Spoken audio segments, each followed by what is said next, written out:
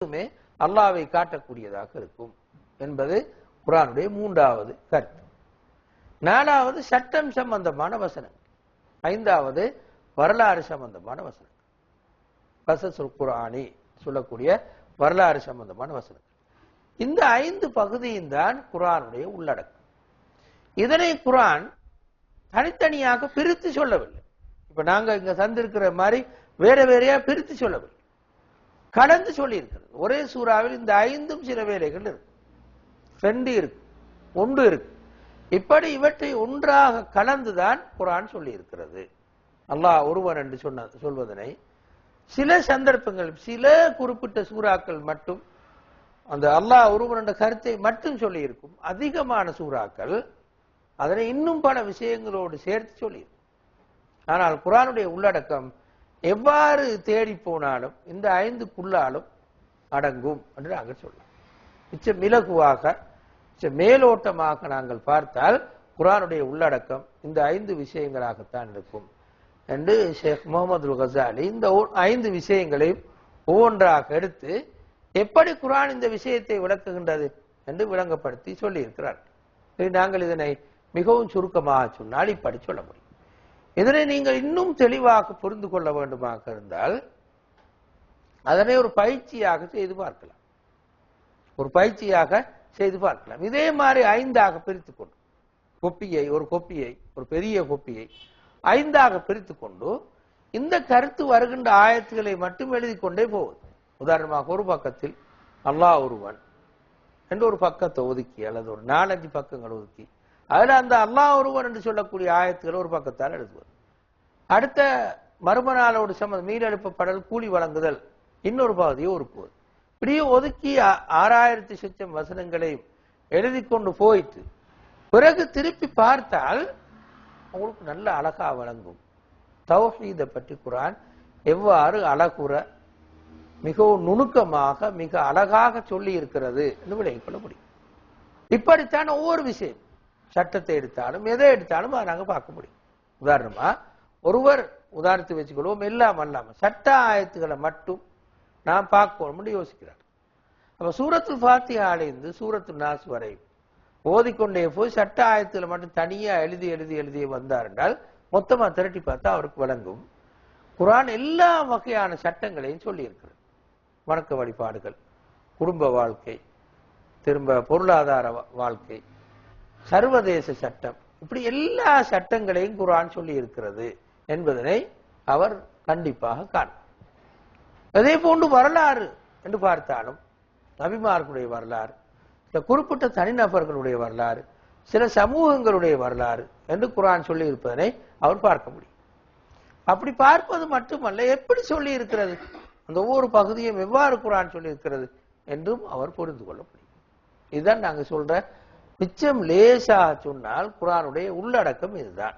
இந்த 5 விஷயங்களை விளங்கப்படுத்துவதாகத்தான் 6000 சொச்சம் வசனங்களும் அமைந்து காணப்படுது. எனவே நீங்கள் கொஞ்சம் சாதாரணமா பார்த்தால், தெளிவா நுணுக்கமாக வல்ல சாதாரணமா பார்த்தால் ஏறத்தாழ ஒரு 1000க்கும் அதிகமான வசனங்கள் இந்த ஒவ்வொரு பகுதியை பற்றியும் சொல்லும். மிகவும் குறைவாக சொன்னது சட்டத்தை பத்தி மட்டும். சட்ட வசனங்கள் தான் குர்ஆன்ல மிகவும் குறை என்று அல்லாஹ்வுடைய அபிப்பிராயம் என்னவென்றால், மனிதனை சட்டத்தினால் ஆள முடியாது. சட்டத்தை போட்டு ஆள்வது மிகவும் கஷ்டம். தண்டனை, சட்டம், அதிகாரம் இவற்றினால் மனிதனை ஆள முடியாது. மனிதனை எப்படி ஆள முடியும் என்றால், முதலாவது இந்த முதல் 3 விஷயங்கள். அல்லாஹ் ஒருவன் இருக்கிறான். மனிதன் இந்த உலகத்தில் செய்யக்கூடிய எல்லா நன்மைகளுக்கும் தீமைகளுக்கும் கணக்கு கொடுக்க வேண்டியவனாக இருக்கிறான். இந்த உலகத்தில் எந்த பொருளை பார்த்தாலும் அல்லாஹ் என்னுடைய மனதுக்கு வருவான். இந்த 3 விஷயம், இந்த 3 விஷயத்தையும் சரியாக ஒரு மனிதன் மனதுக்கு எடுத்தால் அவனுக்கு மிகவும் குறைவாகத்தான் சட்டம் தேவைப்படும். அவனை ஒரு தடி ஒன்று வைத்துக் கொண்டு, போலீஸ் ஒன்றை வைத்துக் கொண்டு, இராணுவத்தை வைத்துக் கொண்டு இயக்க வேண்டிய அவசியம் இருக்காது. 3 விஷயத்தையும் சரியா மனதில் கொண்டான். எனவே தான் குர்ஆன் என்ன செஞ்சுச்சுன்னா, இந்த 3 விஷயத்தையுமே அழுத்தி நிறைய சொல்லி இருக்கிறது. நீண்ட சூரத்துக்கு சொல்லி இருக்கிறது. மக்காவுடைய சூறாக்கள் இந்த 3 விஷயங்களை பேசுவதைத்தான் அடிப்படையான வேலையாக கொண்டது. எனவேதான் அந்த 3 விஷயங்களையும் குர்ஆன் விளங்கப்படுத்தினதை கேட்டுக்கொண்டே இருந்த சஹாபாக்கள் அந்த மனப்பக்குவத்துக்கு வந்தார். சஹாபாக்கள் மட்டுமல்ல, சஹாபாக்கிட்ட படித்த தாபீங்கள், தாபீங்கள்ட்ட படித்த இமாம்கள், நவீன காலத்தில் படிக்கக்கூடிய நிறைய பேர் இந்த மனோநிலைக்கு வந்து சேர்க்கிறார். உதாரணமாக ஒருவர் ஜுசு அம்மையை மட்டும் கவனமாக படித்தால், தபாரக்க ஜுசுவை மட்டும் கவனமாக படித்தால் மர்ம நாள் பற்றிய பயம் இயல்பா அவருக்கு வந்து ஒரு நல்ல பய உணர்வு அவருக்கு வரும். அதன் பிறகு அவர் தொழுகையை விடுறது குறை, அவற்றை திக்ரு ஔராதுகள் கூடும், ஹராம் ஹலால பேணுவது கூடும், குடும்ப வாழ்க்கையில மிச்சம் கவனமாக இருக்கிறது கூடும். இதெல்லாம் அதிகரிக்கும். இதை சரியா படிச்சு கொடுக்கலுமாக்கிறது, மிகவும் கவனமாக படித்து கொடுக்க முடியுமாக இருந்தால் இதை கண்டிப்பாக குர்ஆன் சாதிக்கும். நாங்க அங்க சொல்லிருக்கிற 5வது பகுதி வரலாறு இந்த குர்ஆன்ல படித்தால் 2 விஷயங்கள் நாங்க இப்ப பார்ப்போம். 2 விஷயங்களை நாங்க அங்க பார்ப்போம். ஒன்று, அல்லாஹ்வுடைய சட்டங்களுக்கு மாற்றமாக வாழ்ந்த தனி மனிதர்கள் உலகத்திலேயே தண்டனை பெற்றார்கள், மறுமை பொறுப்பு. 2வது மறுப்பு, உலகத்திலே அவர்கள் நிலை பெறவில்லை.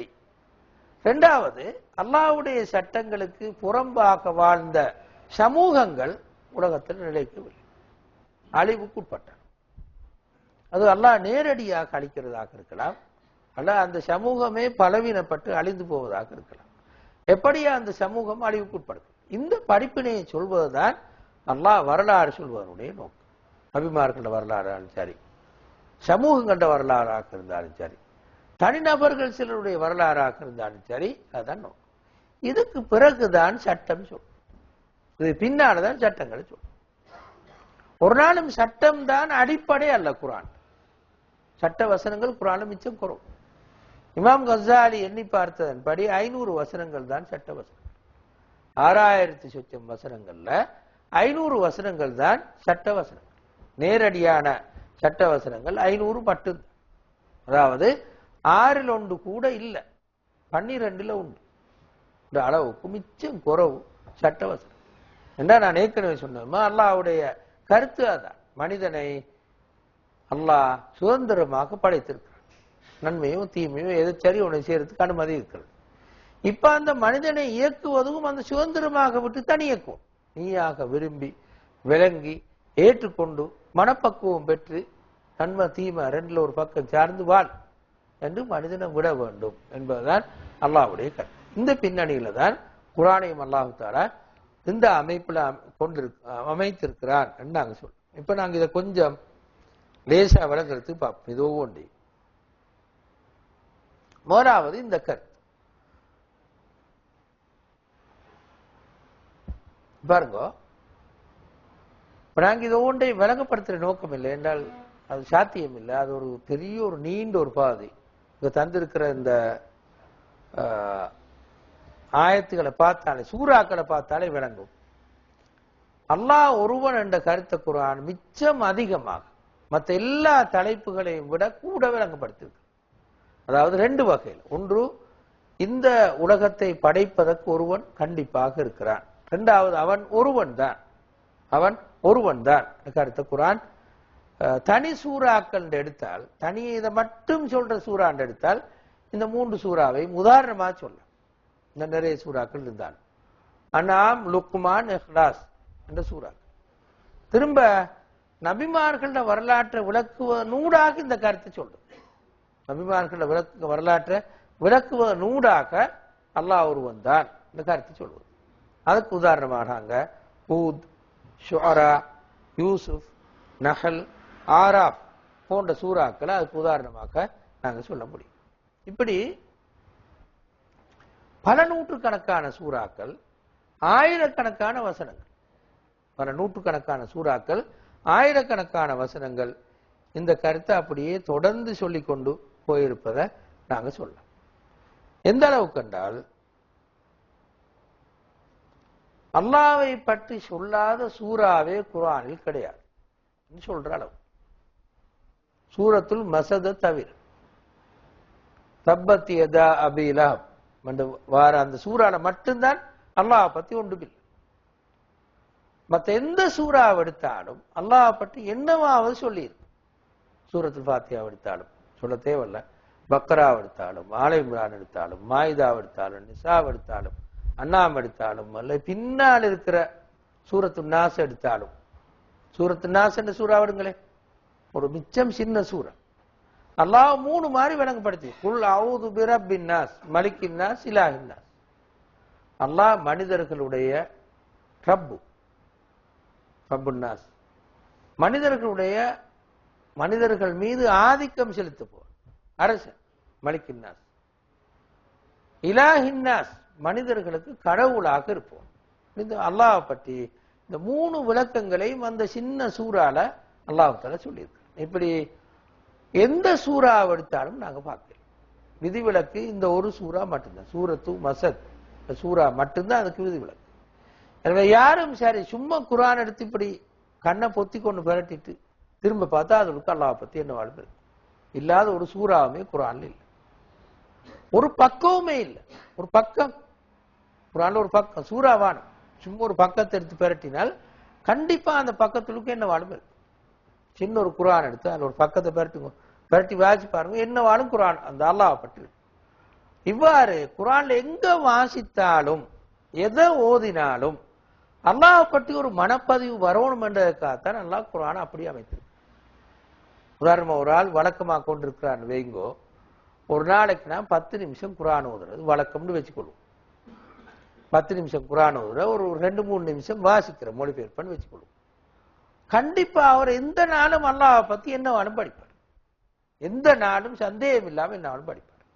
உதாரணமா வச்சுக்கொள்வோமே, இவர் தொடங்குறார் ஃபாத்திஹா சூராவை ஸ்டார்ட் பண்றார். இன்றைக்கு ஃபாத்திஹா சூரா மட்டும்தான் ஓதுறேன்னு வச்சுக்கொள்வோம். 7 வசனத்தையும் பொருளை பார்த்தால் கண்டிப்பா அல்லாஹ் பத்தி அதில் இருக்கு. நான் சொல்ல தேவையில்லை, உங்களுக்கு அல்லாஹ் பத்தி இருக்கு. பிறகு சூரத்துல் பக்கராவுக்கு வந்தால் முதல்ல 5 வசனத்தை மட்டும்தான் படிச்சாருன்னு வச்சுக்கொள்வோம், வாசிச்சார்னு வச்சுக்கொள்வோம். அப்பவும் அல்லாஹ் பத்தி அதில் இருக்கு. அதுக்கடுத்து இன்னொரு 3 ஆயத்தான் படிச்சார்னு வச்சுக்கொள்வோம், அப்பவும் திரும்பவும் அல்லாஹ் பற்றி அந்த வசனங்கள் இருக்கு.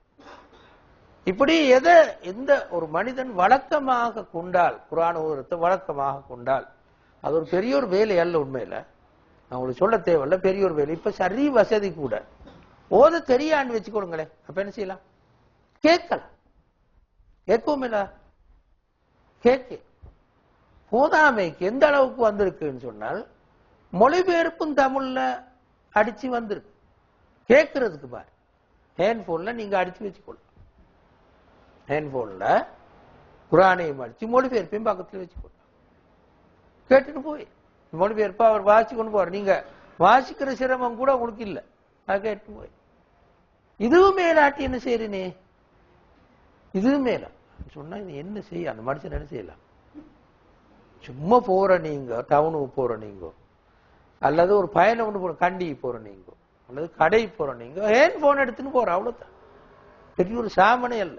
ஹேண்ட்போன் எல்லாரும் கையில் இல்ல, யார்கிட்ட இல்ல, எல்லார்ட்டையுமே. அதை போட்டு வச்சுக்கொள்ற குர்ஆன். அரபு தெரிஞ்ச ஆக்கள்னா பிரச்சனை முடிச்சு, குர்ஆனை மட்டும் போட்டா போதும். மொழிபெயர்ப்பையும் சேர்த்து போன தமிழ்ல கூட இப்ப வந்துருக்கு, எல்லா மொழிகள்லையும் வந்துருக்கு.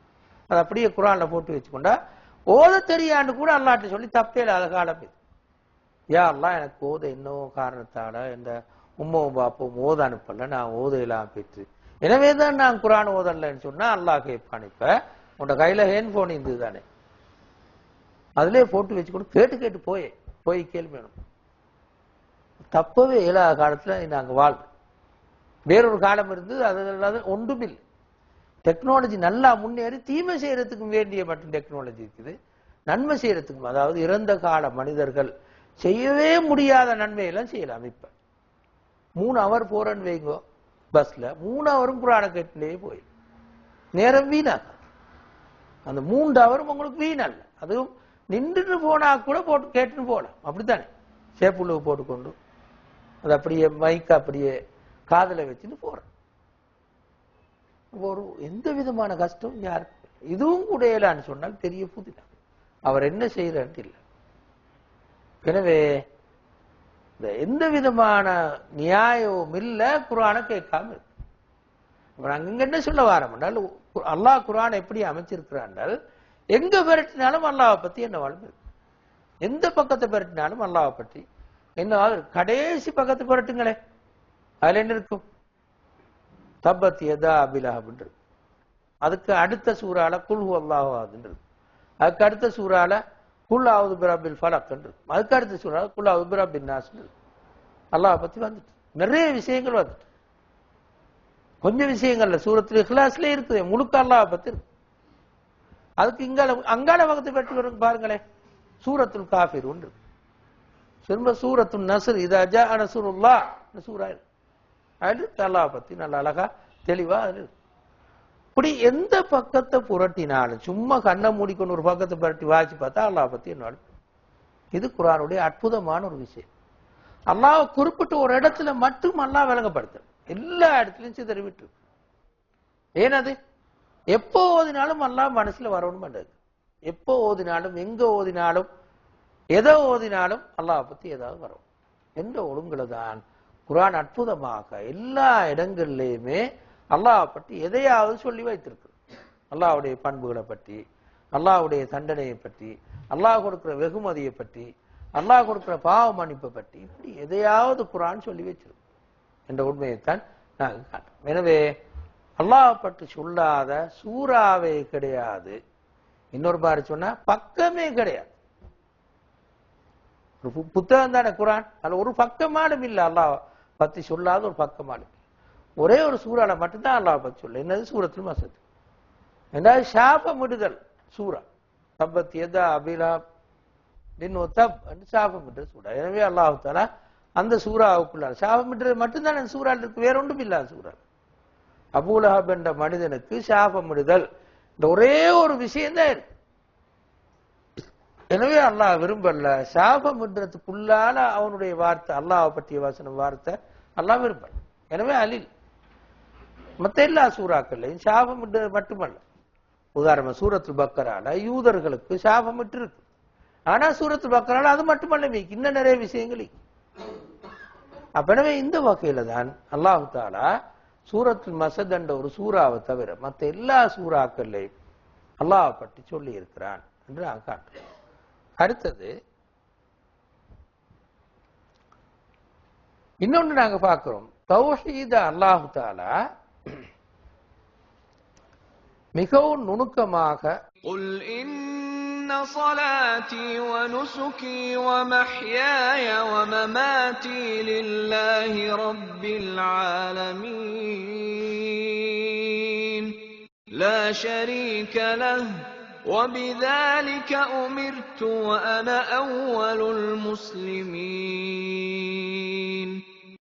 இது குர்ஆனுடைய ஒரு மிச்ச முக்கியமான கருத்து. ஆனா இது எப்படியெல்லாம் விளங்கப்பட்டு சொல்லி இருக்குன்னு சொல்றது டைம் போகுதா, ஆனா நான் சும்மா லேசா சொல்லுவோம். குல் நபியை நீங்கள் சொல்லுங்கள், இன்ன ஸலாத்தி என்னுடைய தொழுகை, ஒனுசுகி என்னுடைய கிரியைகள், அதாவது வணக்க வழிபாடோடு சம்பந்தப்பட்ட கிரியைகள், அல்லது நான் பலியிடுதல் ரெண்டு மாதிரி பாவிக்கிறேன். ஒமஹ்யாய என்னுடைய வாழ்வு, ஒமமாத்தி என்னுடைய மரணம், லில்லாஹி ரப்பில் ஆலமீன் உலகங்களை எல்லாம் படைத்து ரட்சிக்கக்கூடிய அல்லாஹ்வுக்கே உரியதாகும். லா ஷரீக லஹு அவனுக்கு எந்த விதமான இணையும் கிடையாது. ஒபிதாலிக்கு உமிர்த்து இவ்வாறுதான் நான் ஏவப்பட்டேன். வான அவ்வலுல் முஸ்லிமீன் நான் முஸ்லீம்களில் முதன்மையானவன். இதுல சொல்ல வர கருத்து என்ன, தௌஹீத் என்பது முழு வாழ்க்கையையும் அடக்கியதாகும். தௌஹீத் வாழ்க்கையின் எல்லா பகுதிகளோடும் சம்பந்தப்படும். இந்த வசனத்தில் அப்படித்தானே, ஓ மஹ்யாய ஓ மமாத் தொழுகையை சொல்லிட்டு பலியிடுதலை சொல்லிட்டு திரும்ப வாழ்வு மரணம் சொல்லு, முழு முழு வாழ்க்கையுமே சம்பந்தப்படும். லில்லாஹி ரப்பில் ஆலமீன் முழு வாழ்க்கையிலேயுமே ஷிர்க் வரவும் மேலும் வராமைக்கும் மேலும். லா ஷரீக லஹு அவனுக்கு இணையாக எதுவும் கிடையாது. முழு வாழ்க்கையிலேயும் எவ்வாறு தௌஹீத் வரும் என்று குர்ஆன் மிச்ச நுணுக்கமாக சொல்லி. அதான் நவீன காலத்தில் இஸ்மாயில் ஃபாரூக்கின்னு சொல்லி ஒரு பெரிய ஒரு அறிஞர் இருந்தார். அவர் இந்த கருத்தை அப்படியே விளங்கப்படுத்திருக்கிறார். தௌஹீத் ஒரு வாழ்க்கை அமைப்பு. புத்தகத்தில் பேர் எனக்கு அது அரபு வார்த்தை ஞாபகம் இல்லை, அது இங்கிலீஷ்லயும் வந்திருக்குது. அவரோட கருத்து இது, தௌஹீத் என்பது ஒரு வாழ்க்கை அமைப்பு. அவர் விளங்கப்படுத்துறது என்ன காரணம்னா குர்ஆன் இப்படி சொல்லிருக்கு. குர்ஆன் இதை ஈன மட்டுமல்ல, இதை விளங்கப்படுத்தி சொல்லிருக்கு. எப்படி தௌஹீத் ஒரு வாழ்க்கையாக அமையும், எப்படி வாழ்க்கையில பல இடங்கள்ல ஷிர்க்கும் கலக்கேலும். நேரடியா போய் அல்லாத பொருட்களை நேரடியாக வணங்குறது மட்டுமல்ல, ஏனைய வகையிலையும் ஷிர்க் எப்படி கலக்க முடியும் என்று அல்லாஹ் தஆலா விளங்கப்படுத்து. இப்படி தௌஹீத மிச்ச நுணுக்கமாக அது ஒரு சமூக வாழ்க்கையோடு சம்பந்தப்படாத ஒன்று அல்ல, அது உண்மையில முழு சமூக வாழ்க்கையோடு சம்பந்தப்பட்ட ஒன்று என்று விளங்கப்படுத்துது. இரண்டாவது, أَرَأَيْتَ مَنِ اتَّخَذَ إِلَٰهَهُ هَوَاهُ أَفَأَنتَ تَكُونُ عَلَيْهِ وَكِيلًا. திரும்ப சொல்லிருக்குது. இந்த கருத்தை சொன்னோன்னே சில நேரம் அந்த கருத்து படாமிக்கல். அதனாலதான் நான் சொன்னேன் ஏண்டா, நாங்க எப்பவுமே ஷிர்க்குன்றதை பார்ப்போம்டா, சாதாரணமா எதை பார்ப்போம்? கபரு வணக்கத்தை பார்ப்போம். அல்லாஹ்வுடைய பெயர் சொல்லி அல்லாஹ்வுக்கு அல்லாத வேற யாருக்கு நேர்ச்சை வச்சா ஷிர்க்குன்னு சொல்லுவோம். தாயத்து கட்டின ஓதி இங்க கட்டினால் ஷிர்க்குன்னு சொல்லுவோம். தாயத்து கட்டுறேன்னு சொல்லுவோம், கட்டினா ஷிர்க்குன்னு சொல்லுவோம். காணிக்க போட்டா ஷிர்க்குன்னு சொல்லுவோம். அல்லாஹ் அல்லாதவர்களுக்காக காணிக்க போட்டால் ஷிர்க்குன்னு சொல்லுவோம். இதெல்லாம் ஷிர்க்குன்றது நான் நினைக்கிறேன் ஏறத்தாழ கொஞ்சம் கிஞ்சி தெரியாம இருந்தாலும் பெரும்பாலும் இது எல்லாருக்கும் தெரியும். மனோ இச்சையும் ஷிர்க்காக இயலுமா? அதுக்கு ஒரு வடிவம் உண்டு இல்லை. காணிக்கையாலும் ஒரு ஆள் படுத்துண்டிப்பாரு, அவர் அடக்கப்பட்டிருக்கு, அதில் ஒரு பெரிய ஒரு முட்டி ஒண்டிக்கு நாங்க போய் அப்படி காசை போடுவோம். இல்ல அடக்கப்பட்ட மனுஷன் போய் இப்படி கையேந்தியாலும் கேட்போம். இப்ப தோற்றம் ஒன்று இருக்கு. இதுக்கு என்ன தோற்றம்? மனோ இச்சைய கடவுளாக முடியும். தெளிவாவே குர்ஆன் சொல்லி பாருங்க, அரஐத மனித்தகத இலாஹு, இலாஹுன் என்ற அரபுல கடவுள் என்று கருத்து. அரஐத மனித்தகத இலாஹு ஹவாஹு, தன்னுடைய மனோ இச்சையை தனது கடவுளாக கொண்டவன், இலாகாக கொண்டவனை நீர் அவதானித்தீரா, அவனுக்கு நீங்க பொறுப்பா இருக்கேலுமா? அப்ப அந்த தக்கூனு அலைஹி வக்கீலன், அவனுக்கு நீங்க பொறுப்பா இருக்கேலுமா? அப்ப அல்லாஹ் என்ன சொல்ல வாரன்னா, மனோ இச்சையும் கூட மனிதண்ட மனதுல வார ஆசை, விருப்பம், எண்ணம் இதுகளையும் கடவுளாக மாறுற அளவுக்கு போயிறேன். அதாவது அவர் தவாஃப் செய்யறதே அந்த மனோ இச்சையத்தை, ஒரே சுத்தி சுத்தி வாரதவர் அந்த குறிப்பிட்ட மனோ இச்சை, குறிப்பிட்ட ஒரு பொருள், ஒரு மனதில் உள்ள ஒரு இச்சை, ஒரு ஆசை, இதை நிறைவேற்றுவதையே நோக்கமாக கொண்டு முழு வாழ்க்கையை அமைத்துக் கொள்வது. இப்ப அது கடவுளாக மாறும் என்று குர்ஆன் எவ்வளவு தூரம் நுணுக்கமாக இந்த தௌஹீதை சொல்லி இருக்கிறது. வெறுமனே அல்லாஹ் ஒருவன் இருக்கிறான் என்று சொல்றது மட்டுமல்ல, முழு வாழ்க்கையோடையும் சம்பந்தப்படும், அதோட மனுஷன் மனசோடையும் சம்பந்தப்படும், வியாபார ஜீவிதத்தையும் சம்பந்தப்படும், குடும்ப வாழ்க்கையிலையும் சம்பந்தப்படும், அரசியல் வாழ்க்கையிலையும் சம்பந்தப்படும். இப்படி எல்லா பகுதியிலையும் தௌஹீத் சம்பந்தப்படும். சொன்னா கொஞ்சம் விளங்குறது லேசி. அல்லாஹ் மறுக திரும்ப என்ன சொல்ல வந்தா, மனதோடையும் சம்பந்தப்படும், மனசோடையும் சம்பந்தப்படும். மனதும் சில நேரம், மனசில் இருக்கிற இச்சைகளும் சில நேரம் கடவுளாக கொள்ற அளவுக்கு போய்விட முடியும் என்று அல்லாஹ் தஆலா அரஐத மனித்தகத இலாஹு ஹவாஹு இந்த வசனத்தூடாக சொன்னார். எனவே இப்படி குர்ஆன் தௌஹீதை மிக நுணுக்கமாக விளக்கி உள்ளது என்ற உண்மையை நாங்க கவனமா விளங்கிக் கொள்ள வேண்டும். திரும்ப இதைத்தான் நாங்க சொன்னோம் நேரத்தோட, இந்த குர்ஆன் தௌஹீதை சொல்லும் போது வெறுமனே தௌஹீதை மட்டும் சொல்லாம, அதுல நான் ஏற்கனவே சொன்ன மாதிரி ஆயிரக்கணக்கான ஆயத்துக்கள்ல தௌஹீதை மிச்ச நுணுக்கமாக வழங்கப்படுத்தி இருக்கு. இப்ப நாங்க ரெண்டாவது அதுக்கு பாருங்க. குர்ஆன் வலியுறுத்தி சொன்ன இன்னொரு கருத்து தான், ரெண்டாவது கருத்து தான், படைப்பினங்கள் பற்றிய ஆய்வு மனுஷனை அல்லாஹ்விடத்துல கொண்டு போய் விடும். படைப்பினங்கள் ஒருவர் படித்தால், விளங்கினால், ஆராய்ந்தால், சாதாரணமாக பார்த்தாலும் கண்டிப்பா மனுஷன் அது அல்லாஹ்விடத்துல கொண்டு போய் சேர்க்கும். குர்ஆனுடைய கருத்து. மக்கி சூறாக்கள் அனைத்திலேயுமே இந்த கருத்தை அல்லாஹ் சொல்லி இருக்கிறான். விதிவிலக்கா 1-2 சூறாக்கள் மட்டும் விடுபடும். மக்கி சூறாக்கள் தான் குர்ஆன்ல கூட. மக்கி சூறாக்கள் எல்லாத்திலேயும் போல இந்த கருத்தை அல்லாஹ் சொல்லியிருக்கிறான். படைப்பினங்களை ஆய்வு செய்யும் போது மனிதன் அல்லாஹ்விடத்துல போய் சேரும். இதுக்கு நேர் எதிர்நிலை ஒரு நாளும் வரையில குர்ஆன் அபிப்பிராயம், குர்ஆன் கருத்து.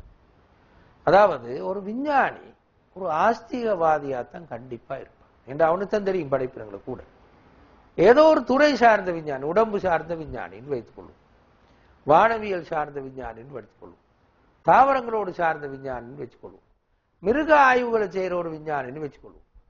எந்த துறை சார்ந்த விஞ்ஞானியாக இருந்தாலும் அவன் ஒரு நல்ல ஈமான் கொண்டவனாக இருக்கவே தவிர ஒரு நாளும் குஃபுர்ல அவன் போகல. கண்டிப்பா அவனாவது இந்த படைப்பினங்கள் நுணுக்கம் கடவுள்கிட்ட கொண்டு வந்துடும், அல்லாஹ்விடத்துல கொண்டு வந்துடும். இதுதான் குர்ஆனுடைய கருத்து. இது ஒரு பெரிய உண்மை. அதாவது பெரிய விஞ்ஞானிகள் யாருமே கடவுள் நம்பிக்கை இல்லாம இருந்ததில்லை. அந்த கடவுள் நம்பிக்கை அவங்களுக்கு சரியா கிடைச்சிருக்கா? சில நேரம் அல்லாஹ் நம்புறது இப்படித்தான், பண்புகள் இப்படித்தான் கிடைச்சிருக்கா. ஆனா அவங்களுக்கு கடவுள் நம்பிக்கை இருந்திருக்கு என்றது உண்மை. அவங்களுக்கு தெரியும், ஒரு ஃபேமஸ் புத்தகம் தான் வரலாற்றில் வாழ்ந்த 100 பெரிய மனிதர்கள் சொல்லி எழுதப்பட்ட ஒரு புத்தகம். தமிழ்லையும் கூட எல்லாரும் வாசிக்கலும் வந்தது. அதுல ஐன்ஸ்டீனை பத்தி ஒரு தலைப்பு இருக்கு. சென்ற நூற்றாண்டில் வாழ்ந்த ஒரு பெரிய ஒரு விஞ்ஞானி ஐன்ஸ்டீனை பத்தி இருக்கு. அந்த தலைப்பெடுத்து வாசிச்சு பாருங்க. அது இடையில வரும். ஐன்ஸ்டீன் சொல்லுவாரு, நான் இந்த உலகத்தை ஆராய்ந்து கொண்டே போற நேரம் எனக்கு பட்டொரு பெரிய ஒரு உண்மைன்னா, இந்த உலகத்துக்கு பின்னால பெண்ணாம் பெரிய ஒரு அறிவு, பெரிய ஒரு சக்தி ஒன்று செயற்படுது. எனக்கு நான் எப்பவுமே உணர்ந்திருக்கிறேன். ஆனா அது எப்படி இருக்கும்னு எனக்கு தெரியல. அவர் சொன்னார். நீங்க அதை வாட்சி பாருங்க, அந்த வசனம் அப்படியே அது இந்த பிரபஞ்சத்துக்கு பின்னால ஒரு பெண்ணாம் பெரிய ஒரு சக்தியும் ஒரு அறிவும் கண்டிப்பா இருக்கணும் இயங்குறேன்னு எனக்கு விளங்குது. ஆனா அது எப்படின்னு எனக்கு விளங்கு என்று அவன் சொல்ல. இப்படி எல்லா விஞ்ஞானிகளும் சொல்லியிருக்கிறார். இப்ப வானவியல் துறை அறிஞன் சர் ஜேம்ஸ் ஜீன்ஸ், அவன் அதுக்குன்னு ஒரு புக்கே எழுதினான், மிஸ்டீரியஸ் யூனிவர்ஸ். அதாவது இந்த மயக்கம் தரும் பிரபஞ்சம், ஒரு அற்புதமான ஒரு மயக்கம் தரக்கூடிய பிரபஞ்சம். இந்த உலகத்தை பார்க்கும் போது கண்டிப்பா இது பின்னால ஒரு பெரிய ஒரு அறிவு ஒன்று இருக்க வேணும், ஒரு பெரிய ஒரு சக்தி ஒன்று இருக்க வேணும், இது கண்டிப்பா எனக்கு விளங்குது என்று அவர் சொல்லுவார். அத மிச்சம் அழகா அந்த புத்தகம் சொல்லும், சரியான அழகா சொல்லும். அப்ப எனவே இதெல்லாம் அவனும் ஒரு சென்ற நூற்றாண்டுல வாழ்ந்த ஆகப்பெரிய வானவியல் துறை அறிஞர்கள். ஒரு நியூட்டனும் இதே மாதிரி சொன்ன, டார்வினும் கூட சொன்ன. டார்வின் சொன்னா, நான் கடவுளை மறுக்க வரல, நான் மனித தோற்றம் இப்படித்தான் நடந்திருக்கும்னு சொல்லவார், கடவுளை நான் மறுக்க வரல டார்வின் சொல்ற. கடவுளை மறுத்த விஞ்ஞானிகள் விதிவிலக்கு எங்கேயாலும் 1-2 பேர். எல்லாரும் கடவுளை ஏற்றுக்கொண்டார்கள் விஞ்ஞானிகள். ஆனா உங்களுக்கு தெரியும், அல்லாவை ஏற்றுக்கொண்டாலும் அல்லாஹ் எப்படி விளங்குறது ஏல ஒரு நாள் மாறிவார். அறிவால அல்லாஹ் விலையும் கொள்ளலாம், இந்த அல்லாஹ் இருக்கிறார் என்னத்தை விலையும் கொள்ளலாம். அல்லாஹ் எப்படி இருப்பான் ஒரு நாள் மாறிவார் வருது. இதான் ஒரு பெரிய ஒரு உண்மை. எனவே அல்லாஹ் இருக்கிறார் என்று விளங்கி கொண்டதன் பிறகு அல்லாஹ் இப்படித்தான் இருக்கிறான் சொல்வதற்கு தூது தேவை, நபிமார்கள் தூது தேவை. ஆனால்